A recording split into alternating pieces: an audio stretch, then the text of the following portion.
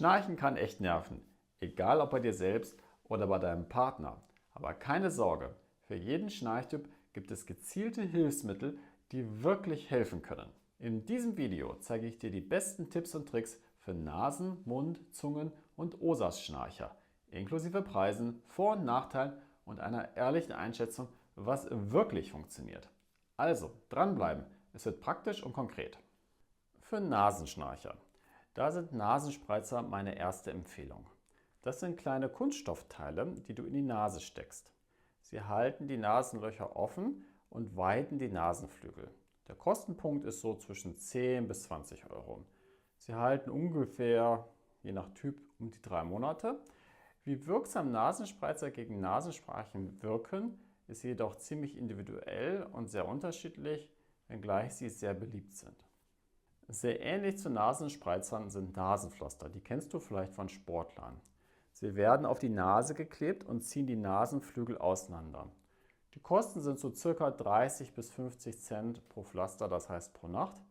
Der Nachteil ist, du kannst morgens eventuell Klebereste auf der Nase haben. Dann Nasensprays. Finger weg von abschwellenden Nasensprays. Maximum ist ja so circa eine Woche, ansonsten Abhängigkeitsgefahr besteht.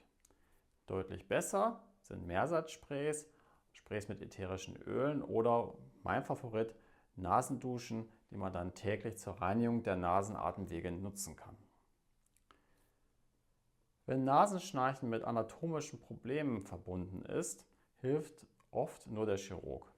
Eine Nasenscheidewand-OP ist relativ teuer und die Erfolgsquote hängt davon ab, ob das wirklich das einzige Problem war, was das Schnarchen verursacht hat. Für Mundschnarcher sind sogenannte Mundvorhofplatten mein Geheimtipp. Dabei handelt es sich um ein gebogenes Kunststoffschild, das zwischen die Zähne und die Lippen gesetzt wird. Das hält den Mund zu, verhindert so Mundschnarchen und zwingt dann so auch zur deutlich besseren Nasenatmung. Die Kosten für so eine im Handel erhältliche Mundvorhofplatte liegen so zwischen 40 bis 75 Euro. Du kannst so eine Mundvorhofplatte auch mit einem Nasenspreizer kombinieren, falls die Nasenatmung nicht perfekt ist. Kommen wir dann zu den Zungengrundschnarchern. Hier wird es teurer, aber effektiv. Bei Zungengrundschnarchen helfen nämlich Unterkieferprotrusionsschienen, auch Schnarchschienen genannt. Sie ziehen den Unterkiefer und damit die Zunge nach vorne. Bei den Schnarchschienen gibt es dann zwei Varianten. Einerseits die Budget-Variante und eine Premium-Variante. Bei der Budget-Variante handelt es sich um selbstanpassbare Schienen, die so zwischen 50 bis 150 Euro kosten. Du erhitzt sie in heißem Wasser und beißt dann rein. Das ist ein schneller und sehr anerkannter Ansatz gegen primäres Schnarchen, insbesondere eben Zungengrundschnarchen. Wenn du mehr wissen möchtest dazu, welche selbstanpassbaren Schienen in Betracht kommen, welche gut sind, ich habe dazu ein Video gemacht, das blende ich dir mal hier oben ein.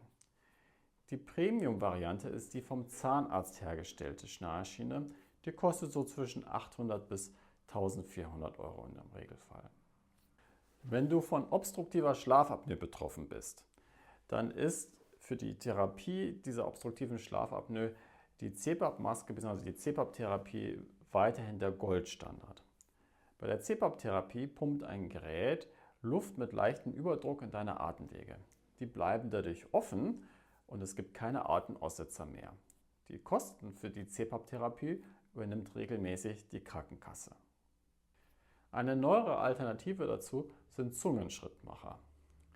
Die stimulieren im Schlaf den Zungennerv und sorgen so dafür, dass der Zungengrund nicht in den Rachenraum rutscht. Obstruktive Schlafapnoe kann so vermieden werden. Die Kosten für ein solches Implantat sind hoch, allerdings werden sie oft von der Krankenkasse erstattet. Sehr wichtig, ein Verdacht auf obstruktive Schlafapnoe sollte immer vom Arzt abgeklärt werden. Das Gleiche gilt auch für die Behandlung der obstruktiven Schlafapnoe selbst. Auch hierfür sollte stets ein Arzt konsultiert werden. Jetzt kennst du die besten Hilfsmittel für jeden Schnarchtyp, von Nasenspreizern über Mundschienen bis hin zu CPAP-Geräten.